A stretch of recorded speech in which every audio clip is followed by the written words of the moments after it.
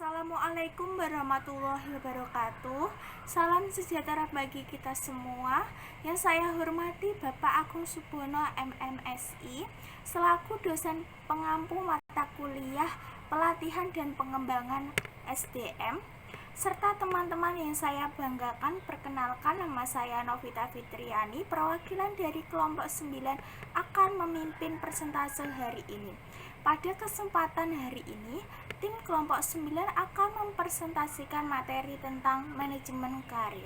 Sebelum pembahasan tentang manajemen karir, perkenalkan kelompok kami terlebih dahulu. Yang pertama,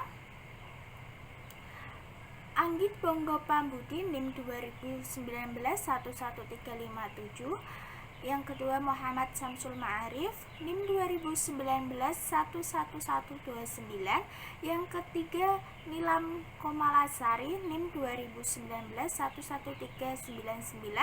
Yang keempat, Erlina Anggraini, NIM 2019 11275. Yang kelima, Nurul Lestari, NIM 2019 11282. Yang terakhir, Novita Fitriani, NIM 2019 11088. Manajemen karir adalah proses yang direncanakan dan dilakukan oleh individu terkait perencanaan karir yang nyata, serta keterlibatannya dalam pekerjaan selama kehidupannya. Sementara itu, bagi perusahaan ini termasuk upaya untuk mengelola alur pergerakan karyawan sehingga dapat memenuhi target perusahaan dan individu tersebut. Proses tersebut mencakup berbagai konsep, antara lain kesadaran diri, perencanaan eksplorasi, pembelajaran seumur hidup, dan jaringan. Jenjang karir termasuk proses yang penting bagi perusahaan dalam mengembangkan karir karyawan dan mempertahankan kinerja baik perusahaan. Dengan adanya manajemen karir, perusahaan belajar untuk menciptakan suasana lingkungan kerja yang optimis dan gairah belajar karyawannya akan terus ada.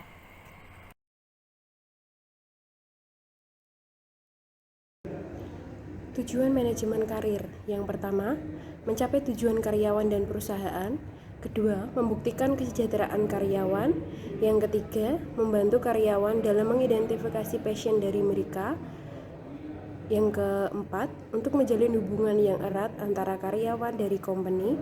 Yang kelima, sebagai bentuk social responsibility. Dan yang keenam, untuk memperkuat pelaksanaan tujuan perusahaan.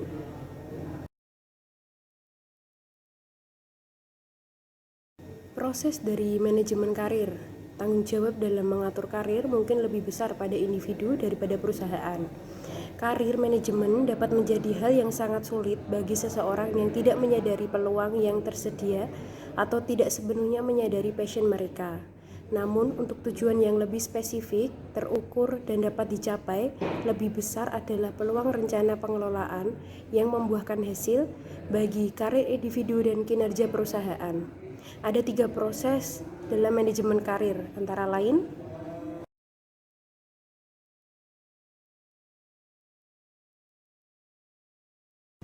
pertama, perencanaan tujuan. Perencanaan tujuan adalah proses mengidentifikasi tujuan akhir karir. Jika baru memulai karir, bisa menjadi proses evaluasi minat, kemampuan, kepribadian, kepuasan kerja, dan nilai untuk perusahaan. Proses ini dapat meyakinkan kembali tujuan jangka panjang dan motivasi, serta keseimbangan kerja dengan kehidupan individu. Yang kedua, perencanaan karir.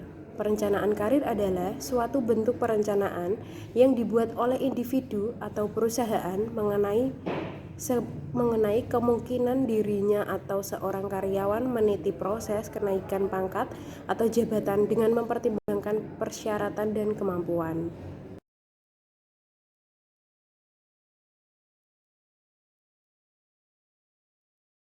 Baik, Assalamualaikum warahmatullahi wabarakatuh. Perkenalkan, nama saya Muhammad Samsul Ma'arif dengan NIM 2019 11129.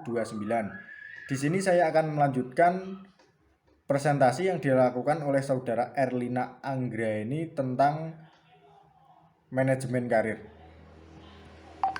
Baik, pengembangan karir. Pengembangan karir juga dapat didefinisikan sebagai pendekatan formal yang diambil organisasi untuk memastikan bahwa orang-orang dengan kualifikasi dan pengalaman yang tepat tersedia pada saat dibutuhkan. Karena perencanaan dan pengembangan karir menguntungkan individu dan organisasi. Selanjutnya, tujuan dari pengembangan karir. Tujuan dari pengembangan karir yaitu 1. Menunjukkan hubungan kesejahteraan pegawai. Perusahaan merencanakan karir pegawai dengan meningkatkan kesejahteraannya sehingga memiliki loyalitas yang lebih tinggi. 2. Memperkuat hubungan antara pegawai dan perusahaan. Pengembangan karir akan memperkuat hubungan dan sikap pegawai terhadap perusahaannya.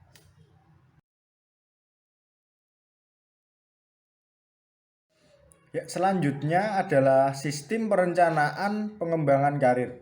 Agar tahap perkembangan karir dapat dilakukan secara efektif, maka perkembangan karir perlu disesuaikan untuk memenuhi kebutuhan unik individu dalam berbagai tahap kehidupan dan karirnya.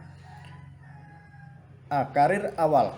Karir awal atau tahap pembentukan merupakan tahap penekanan pada perhatian untuk memperoleh jaminan terpenuhinya kebutuhan di tahun-tahun awal pekerjaannya.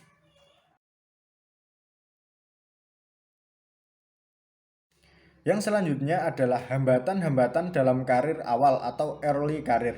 1. Frustasi dan tidak puas disebabkan harapannya tidak sesuai. 2. Adanya penyelia yang tidak kompeten. 3. Intensivitas terhadap aspek politis organisasi. 4. Kegagalan dalam memantau lingkungan internal dan eksternal. 5.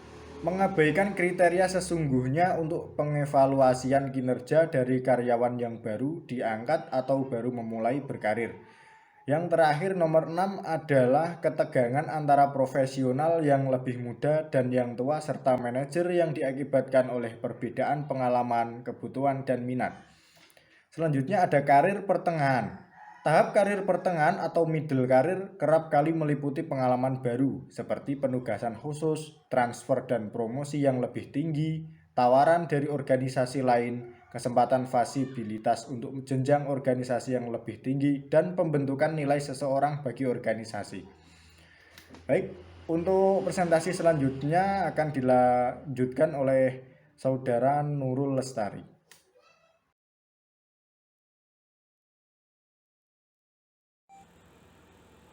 B. Karir pertengahan.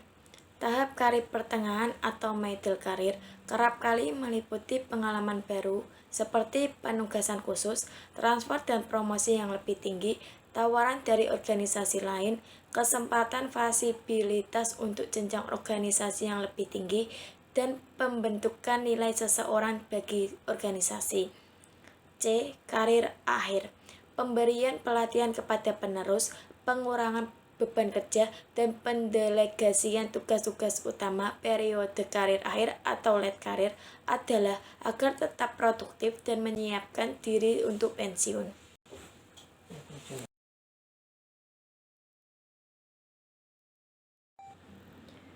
Pendekatan pengembangan karyawan. 1. Pendidikan formal.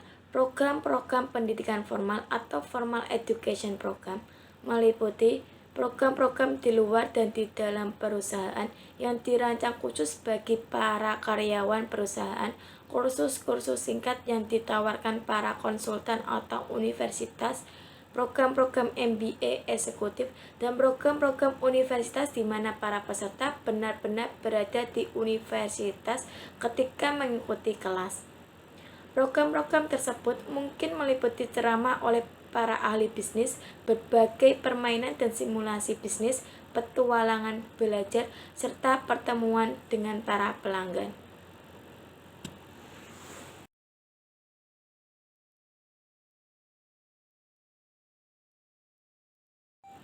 Dua, penilaian.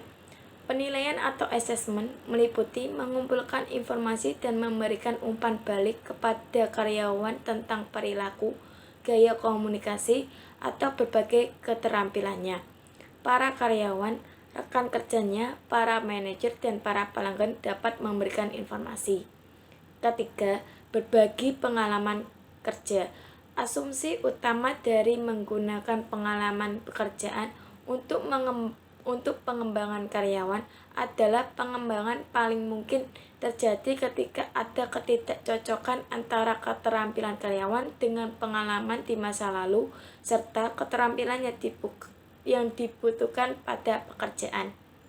Agar dapat berhasil pada pekerjaannya, para karyawan harus merentangkan keterampilannya, yaitu dipaksa belajar keterampilan baru, menerapkan keterampilannya, dan pengetahuan dengan cara baru, serta pengalaman baru yang utama.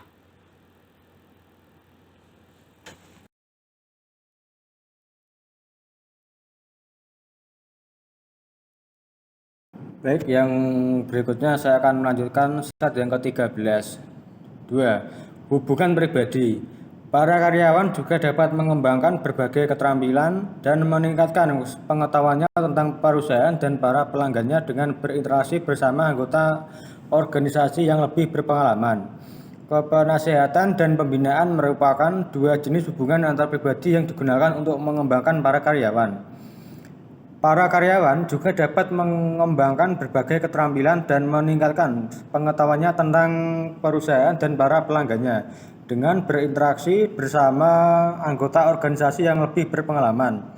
Kepenasehatan dan pembinaan merupakan dua jenis hubungan antar pribadi yang digunakan untuk mengembangkan para karyawan. Pembina atau koh adalah rekan kerja atau manajer yang bekerja dengan karyawan untuk memotivasinya, membantunya mengembangkan berbagai keterampilan, serta memberikan penguatan dan umpan balik.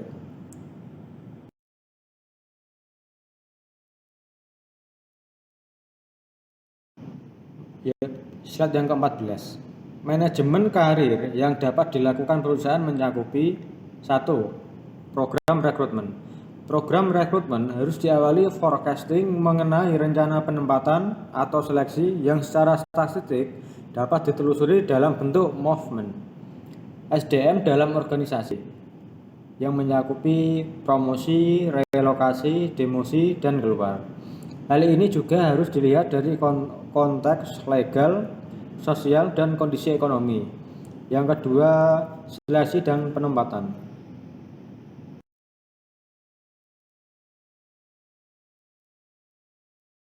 Yang berikutnya slide yang 15. 3. Internal placement. Jika EEO berkaitan dengan penempatan karyawan atau luar ke dalam organisasi. Berikutnya, internal placement pada dasarnya digunakan untuk menyalurkan tenaga kerja yang sudah ada dalam organisasi. Dalam hal ini, tujuannya job matching, yaitu agar terdapat optimalitas antara skill yang ada dan penempatan yang sesuai. Baik, mungkin hanya 3 slide yang saya dapat sampaikan. Berikutnya bisa dilanjutkan oleh teman saya yang lain.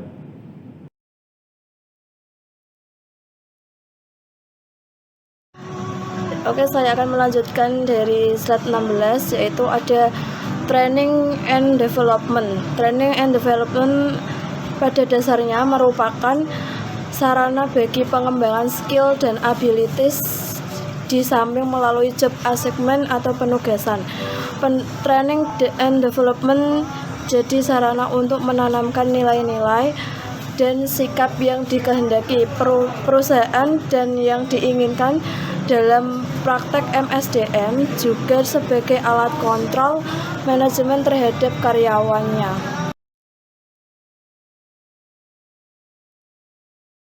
Yang kelima, ada rekrutmen dan alternatifnya. Pada dasarnya, karir ada batas akhir, yaitu karyawan harus pensiun atau terpaksa berhenti meninggalkan cacat. Dalam hal ini, maka diperlukan tingkat terfoner tertentu, yaitu karyawan harus ada yang keluar untuk menjamin karyawan baru masuk ke organisasi. Akan tetapi yang terjadi adalah turnover lebih tinggi terjadi pada karyawan baru dan lebih rendah terjadi pada karyawan lama. Dengan demikian maka new potential talent agak sulit diperoleh.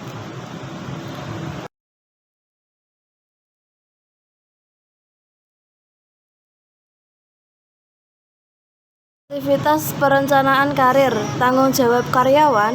1. Kemampuan self-assess the interest value. Dan kedua ada kesempatan karir dianalisis. Yang ketiga ada memutuskan kebutuhan dan sasaran pengembangan. Yang keempat ada mengkomunikasikan pilihan ke manajer. Yang kelima ada merumuskan rencana kegiatan yang disetujui. Yang keenam ada mengupayakan rencana kegiatan manajer yang telah disetujui.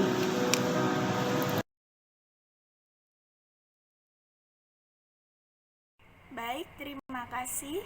Sekian dari presentasi kelompok 9 kami. Jika ada kekurangan materi, saya mohon maaf. Assalamualaikum warahmatullahi wabarakatuh.